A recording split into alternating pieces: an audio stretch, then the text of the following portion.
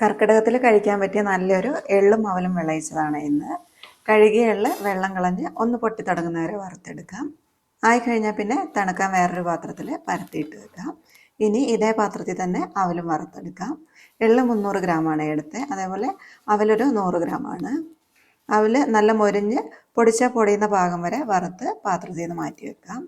ഇനി നിലക്കടല തീ കുറച്ച് വെച്ച് പൊട്ടി തുടങ്ങുന്നവരെ വറുത്തെടുക്കാം. ഇതും പാത്രത്തിൽ നിന്ന് മാറ്റി കുറച്ചൊന്ന് ചൂടുപോകാനായിട്ട് വെക്കാം. ചൂടിത്തിരി പോയിട്ടുണ്ടെങ്കിൽ കൈകൊണ്ട് തിരുമ്മി തോല് കളഞ്ഞെടുക്കാം. അതുപോലെ കരിപ്പെട്ടി ഒരു 1/2 ഗ്ലാസ് വെള്ളം ഒഴിച്ച് ഉരുക്കി വെക്കാം. ഒരച്ച ചക്കര 400 ഗ്രാം ഉണ്ടാവുക. അത്രയും എടുത്താൽ അത്യാവശ്യം നല്ല മധുരമായിരിക്കും, എല്ലാവർക്കും ഇഷ്ടമാകും. എന്നാലും നമ്മളിപ്പോൾ എടുത്ത എള്ളിന് ഇതിൽ നിന്നൊരു ചെറിയ കഷ്ണം പൊട്ടിച്ച് മാറ്റി ഒരു 375 ഗ്രാമൊക്കെ മതിയാകും. ഇനി ഇതെല്ലാം കൂടി ഒന്ന് മിക്സ് ചെയ്തെടുക്കാം. അതിന് പറ്റിയൊരു വലിയ പാത്രം വെക്കാം. ഇതിലേക്ക് കുറച്ച് തേങ്ങയും കൂടെ ചേർക്കണം. പാത്രത്തിലേക്ക് ആദ്യം തേങ്ങയിട്ടൊന്ന് വറുത്തെടുക്കാം. വെള്ളം കുറച്ചൊന്ന് വറ്റി കഴിഞ്ഞിട്ടുണ്ടെങ്കിൽ നെയ്യും കൂടെ ഒഴിച്ച് വീണ്ടും ഒന്നും കൂടി ഒന്ന് വറുക്കാം. ഇനി ഉരുക്കിയ കരിപ്പെട്ടി അരിച്ചത് ഒഴിച്ചു കൊടുക്കാം. ഇതൊന്ന് തിളച്ചോട്ടെ. പക്ഷേ ഒരു നൂൽപ്പാകം ആവാനൊന്നും കാത്തു വെക്കേണ്ട ആവശ്യമില്ല. നന്നായി തിളച്ച് കഴിഞ്ഞിട്ടുണ്ടെങ്കിൽ വറുത്ത് വെച്ച എള്ളിട്ട് കൊടുക്കാം. തീ കുറച്ച് വെക്കുന്നുണ്ട്.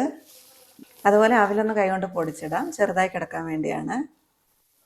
പിന്നെ നേരത്തെ നമ്മൾ തൊലി കളഞ്ഞ് വെച്ചിരുന്ന കടലയും കൂടി ഇട്ട് കൊടുക്കുന്നുണ്ട്. എല്ലാം കൂടി ഒന്ന് ഇളക്കിയെടുക്കാം.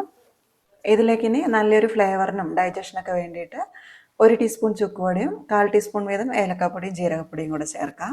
നമ്മൾ എള്ളിട്ടപ്പോൾ തൊട്ട് തീ കുറച്ച് വെച്ചിരിക്കുകയല്ലേ, ഈ ചെറിയ തീയിൽ തന്നെ വെച്ച് ചക്കരയൊന്ന് വറ്റി വരുന്നവരെ വരട്ടിയെടുക്കാം. എന്നിട്ട് തീ അണയ്ക്കാം. ഓരോ ടേബിൾ സ്പൂൺ വീതം എടുത്ത് രാവിലെയും വൈകുന്നേരവും നന്നായി കടിച്ച് ചവച്ചരച്ച് കഴിക്കണം. കറക്റ്റായിട്ടുള്ള മെഷർമെൻറ്റ്സ് ഒക്കെ വേണമെന്നുണ്ടെങ്കിൽ കമൻസിൽ ആഡ് ചെയ്യാം.